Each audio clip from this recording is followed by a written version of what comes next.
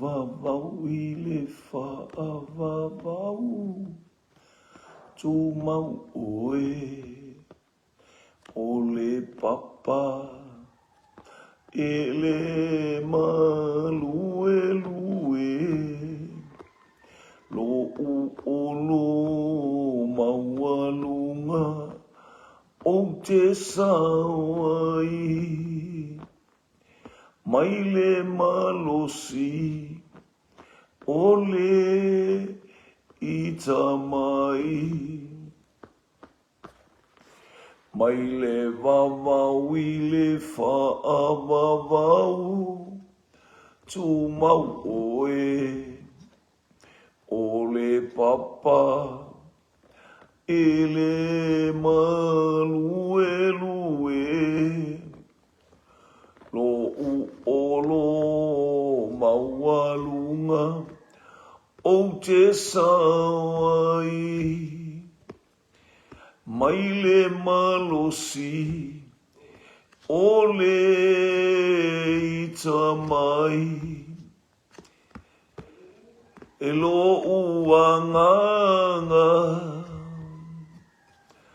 whaamanu ma whaawhetai, o le atua, o le vavau, na te o mau oe, si ia e lo uleo, maalanga, elelei oe, alulu e mea uma, moa u silafia e ia o umanatu le atua le maunga le atua le vanu mua pea o lo lelei mea uma lo uanganga whaamanu ma whaawhetai o le atua o le vavau na teu umau oe si ia e lo uleo maalanga elelei oe elelei oe elelei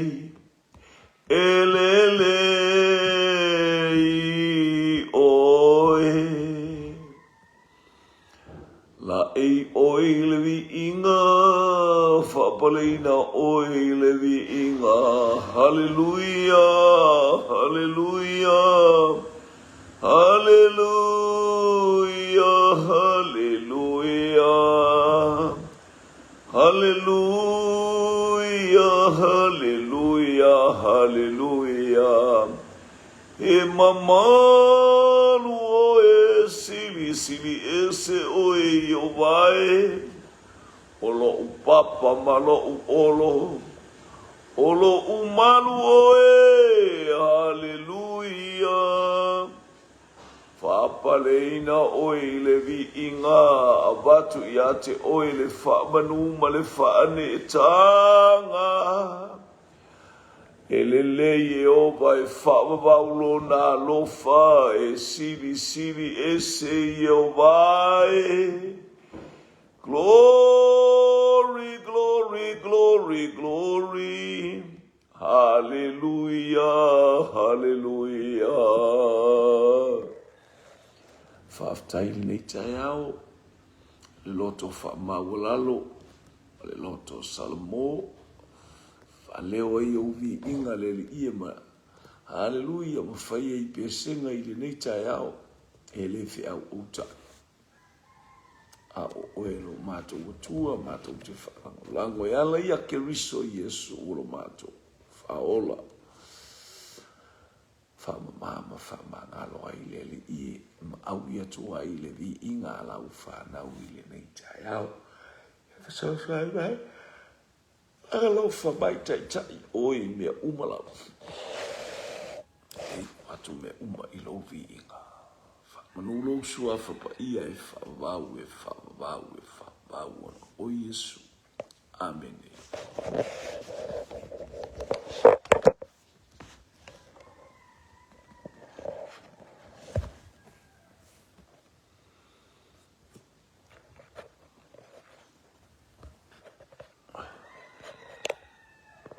Tau ngalele I le pa ia le atua mo oe whamanu le atua wa manul sua whamanu o le atua ia vi lo tātou ta mai nei tai au tai au mata mo fio la mata ina fo fe un nganu wenga ia I tātou mai atu le lotu I le asona nafi ma sauninga ia le lia le tātou mau mai nei haleluia le tai au mata mo fio le atua ia manu ia fo I tau I Samoa nei na le o nei le tai au na o le palasi na I wanga o whamanu yanga wanga fo I tāpena ai le au whainga luenga I ia le li praise God ia ia I le atua poto e toa tasi le vi inga le whamanu ma le whanetanga o ia o le leo maa moe le o Israel le aise me matiba I nate avea uli meo ia I le vomo o te ta otoa I ia le te laulau mai mea o le lau ai maa ui luma o e ita mai ia te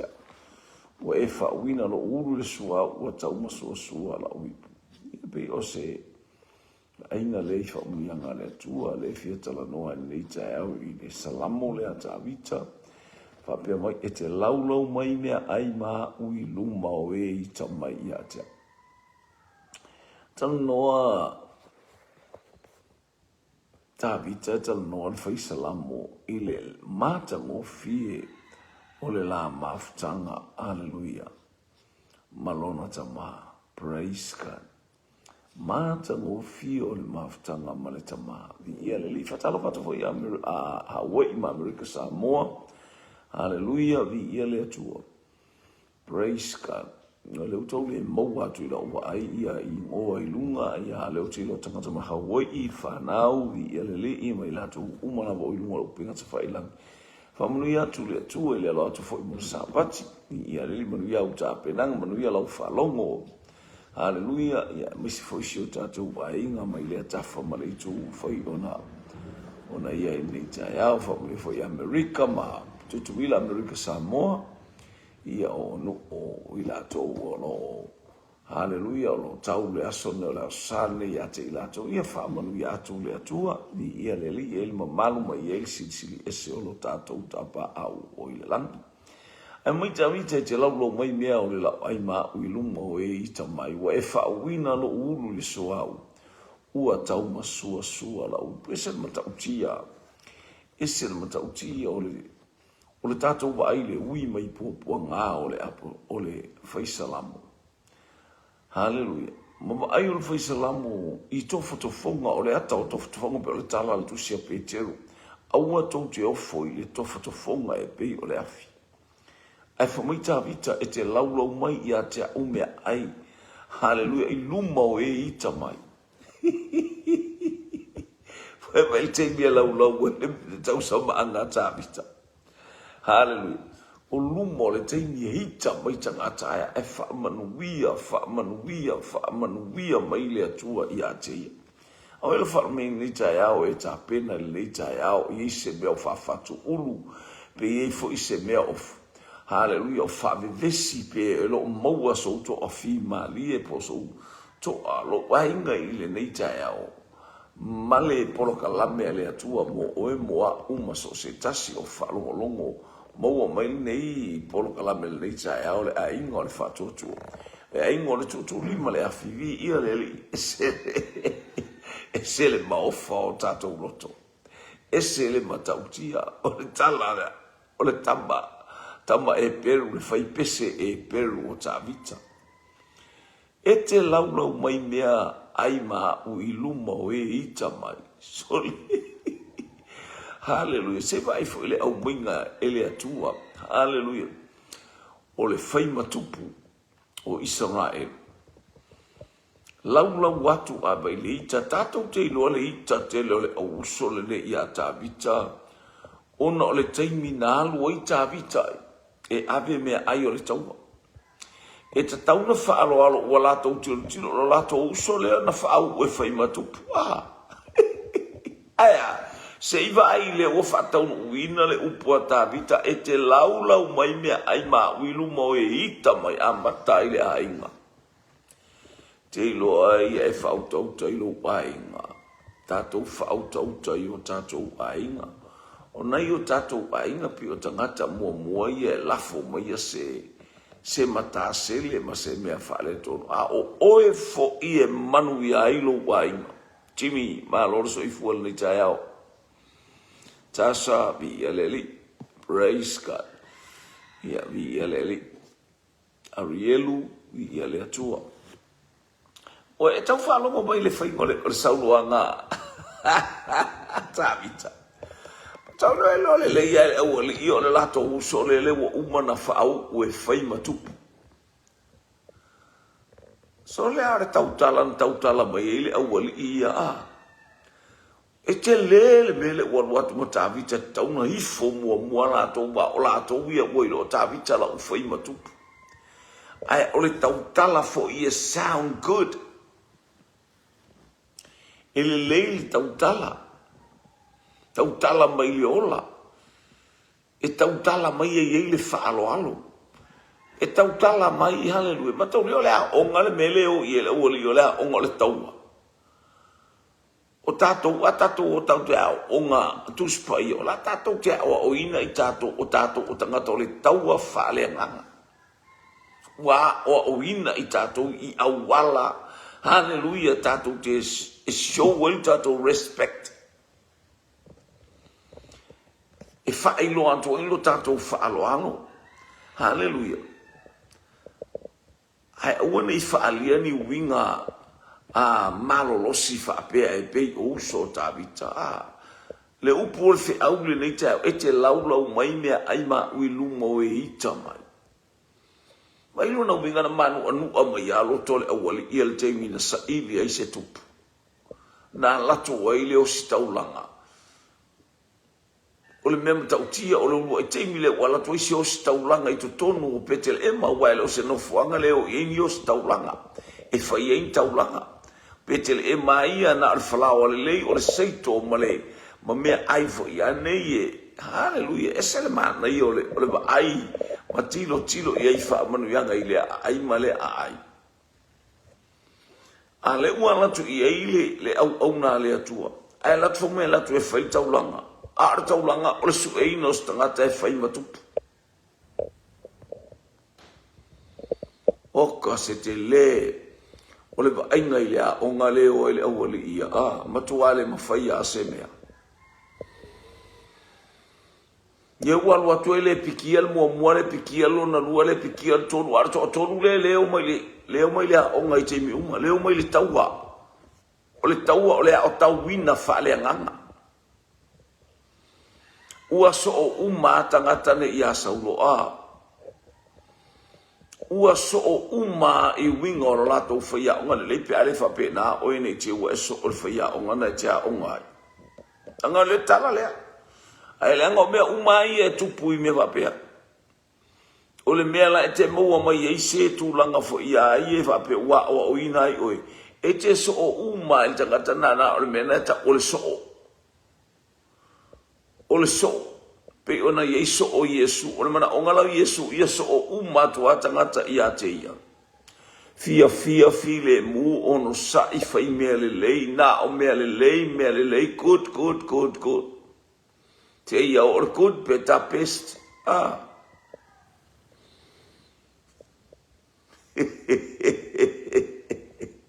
Haya. E te laulau mai mea o le la o ai ma ui luma o e ita mai. Ai lo por mele na ringa tu se tavi ter salam.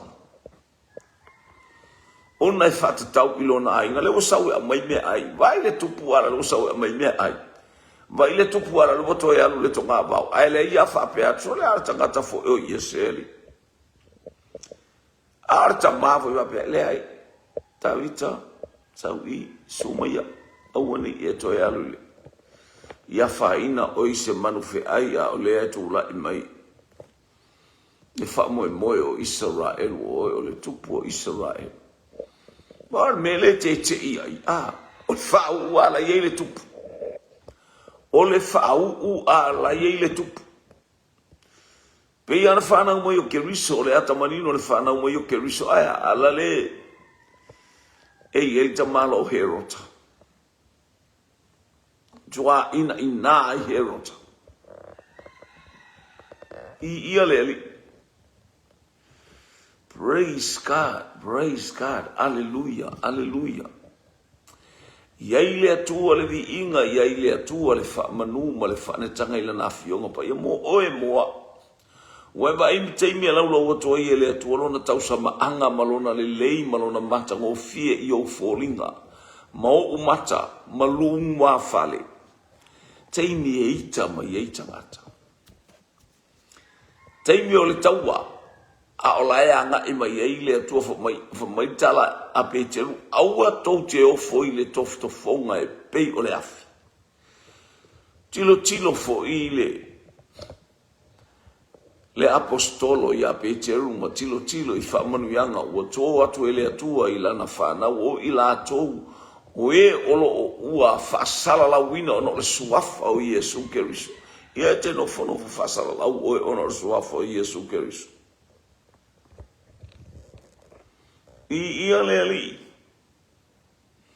E matautia le ali. E sili e se le ali.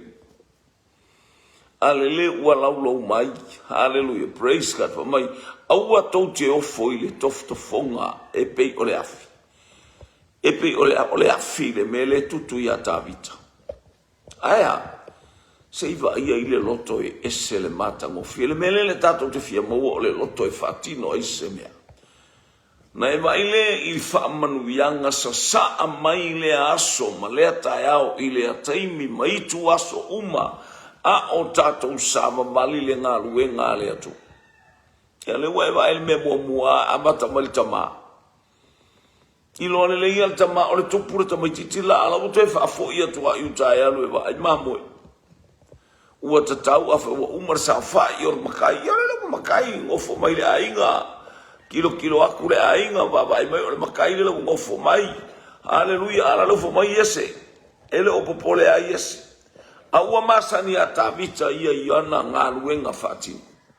Ele o popole Tavita ile whaapunga o ia o le tupu pole a ua ele a mai le tupu e whai ele mea ai. Ele a mai le matai e ai ai. A o se matai sili o na inosia. O se matai e sili o na whaaluma ina le matai ele ai. Ua nofo mai matai ele se maumanga. Ele i loa faise whailonga. Se tau tua ile ai ua vai telo le matai leo mai New Zealand, Australia, America, wherever around. Hallelujah, the world. E o mai e tangata e o mai whaamatai. O se matai vale tu lima. Ia se yo atu fo i New Zealand pe vai le tau tua mai e ile ai nga mana i al telo matai la e ma fau le lei. Ia o tamai matai la ia. Hallelujah. Artala le tau tutuli te laulau mai mea ai ma uiluma o e ita mai i atea. O lo si o mia i tātou le fili. O lo si o mia i tātou e satani mana au e whana mai ala ese. Ia la fo ua fefe ina u whaalongo mai o to e whai tau fo i lea maung whape atu. E te laulau mai mea i watangata le ita mai. Te apolo mana au. E ita mai i atea. Aisia. Leanga wai a te oele o a maleta mau a inga o lo tātou watua e ala ilana whaau unga. Tātou te whasoa ai mo tātou whi whaamalo si ai ai. Tātou te lesi sei se mea. Maria Gebu tālofa. Walo soifua male. Nangi e ma. Nga le wala tawi te alatu i ona uso. Aia. So le ai sau tala ma whaau. Walo whaamaua lunga. no fa mo walunga wa le fa ma tatauna na saule o le tupu ai tala fa le tupu ai lo le ese au tau o ta vita o le tupu e mumusu e fa ia lo lato matanga i fa au o ta vita ai no fo i lato matutua o kale ai ngatai pe le ai ngo Josefa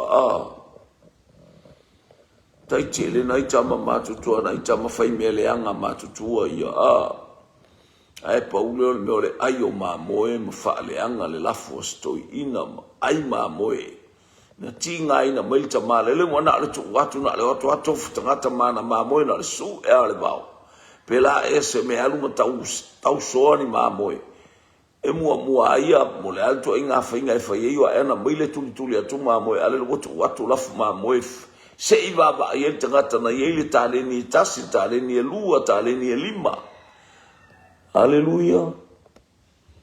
E talo fai a Josefa. Pabena le ata o ta vita ma mea umai pe on tatou titilo iai. O tu lai ma manino o i o le tupu. Ai fale anga e ona uso. Ai sa e te lau mai mea ai ma ui luma o e ita mai. Ia le lau ala tu i ta vita fai le anga aluenga i a koriata. Ale ena o le nonofo. Ia la foi la oto e turi oso me o lo uso. Ma me te fa mai o lo uso praise God. Ta pai ta lo fa ma lo so i fo ne ta ya. Ma me te fa mai o lo uso o lo uso e Baba ia tu le matutua ala nga fo ele ta wa fo ye matutua ala ne no wala tu le la to uso la le waru tau le to le la iki o ngai ka mai kiki male awal I matutua fitu tangata e bai lona balu ta vita alo e te laulau mai mea ai ma ui lumo e ita mai ye wa umatu ona uso ye wale to e tau tala aisia wa tala le la al mutabita ya wale to e avese tabita sau wa uma fo ina fai mele lei mo le nu o Israel langa le to ilalo ma le matanga ma le fa lunga ina ai oso fo isaulo ia le fa vale ti iba ai tala fa fine ai oso tinga ia mo ia Haleluya ya tauna tilo I le fa'aola tanga ia Jehova aya lele walau watu lele walau mai le se lau waf le se fulu wafe wa fasi e ta vita male afetas comparison fa'atusa tu sanga ole malosi ui ai tai afisili ese se pesa ese se pesa oka te ilona ilo el tamaititi le luma le mea te ia, tamaiti o iona tana. Na ilo iona tana o le luma le mea. Whaapupula o na mata, a o ia o le tauna tau, tu sa le ala tauma, Eliapo, apina tapa, sama, tu sa le leila to tangata na o ina whaare taua, to e matu tu amale nei alu toto uva ato savali atu. Fa mai lau tus pa ia ta pa suma le valu mo muar sa mo le sulu valu. Por fa e tolu na ma wa to e tangata o Jonatana ana au fana ona ofu fa ofu ita ofu le alori. Aya la wala o sa wa Jonatana. Haleluya. Ile to ya nga ole alori ile ol tup. Fai malo ali. Le alto inga mei tonu le malo Israel fa le tupu mana na fana no fo mai ia tabita aya wala watu ele atua le o ma le tamao ainga le malosi ma le ofo fongia ile alu toto na fau ele atua e fai matupu ma ai mata o saulo watu e fa le tonu wa saulo ile bala au fa fini wa fasi e tabita e tauna ono sai Mana ia le ono sai. Lau sa maringa nei vaiaso, mal nei fo i tai ao. Haleluia, walau lo watu ele atua me aya te oe, ia fo i me la atu pula ufan fa inga luenga, aya ole atua na ia te oe. Langa le fo e fa longo le upu e te malosi ai, e te toa ai, e te loto tele ai. Ta lau lo watu ele atua me ai e tele ia te o fa manu yanga le atua, a ele fa ingo fie i lau wava ai oka sole. Taunga e fo iane i se pito o le fa inga luenga e faftai le atua. Faftai lau upu sa ufa longo o mai ele nganga pa i ele nei tai au. Le foila e lungo le awala ma ta vale fewai. Ia i fo tangata e fala me labe i lau ta vale. A o lo atua wana tape na ina oe. Haleluia e faia mea sinsili pe te nofo fo i le fale. E ia fafitau. E lau atu ele atua. Langa le ua e falongo i le upu le atua. Haleluia. O oi o le tangata to afi mali, o oi o le tangata loto tele, o oi o le tangata fa a upenga ina ua e fa fonga ile upua le atua, a o tato ia nei tai au aniva, ta alofa e perona, ia leli. Ia le atua nei tai au.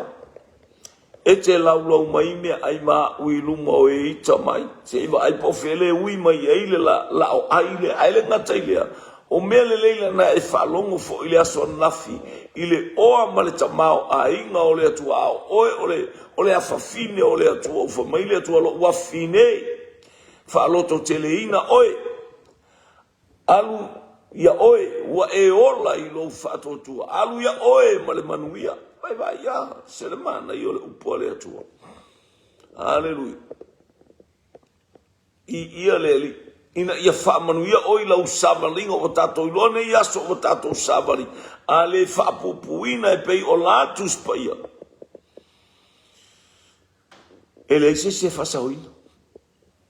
E ta pena lo wola i nei teimi o tatou maua.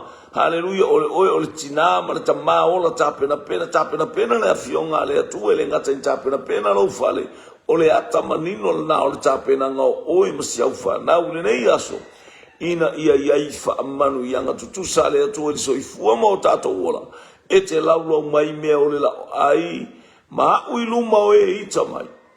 Ua e whaau ulo ulu i le sua, ua e vaila le mea matautia le sautua. Ola e te whearua i ma le whaau unga le anganga pa ia. Ua e whaau ina lo ulu le sua, ua taumasua sua la uipu i le tele o nei toftofonga e o mai. Haleluia, male ba ai atu fia ole o ta vita ina o tilo e ese ai atu inga family anga farelang e lau mai luma o e ita wa maua lau ngā luenga matango fia sa tau fia maua sa ngā luenga o amea uma o amea sa e mo o mia abe batu aole a tili ain po ai fo yo o ila mea aia o tala ia tangata. A o mea ia o tu ina atu ele atu, wa lau atu ele atu ana whaamanu yanga. Wa inga, i mea umo soifu, matato wola, ia o tato i ele amatanga o nei vai aso. Ia ta pena nei vai aso o whaamanu yanga. Langa le ua mwele a upue a mata i tato, polo kalame a mata o le nei tai au. E te lau mai mea a i whaamanu yanga mea lau atu. Ia e lone e whape, maka le fafinge la kala fafinge o kala ka ngaka sole io e aua ono sa ia e lole e la